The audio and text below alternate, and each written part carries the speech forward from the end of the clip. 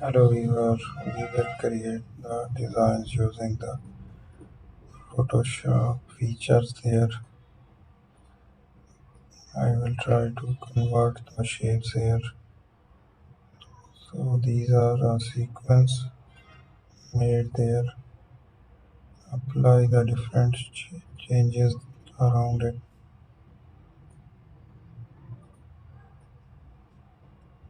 So there we have made an attraction there.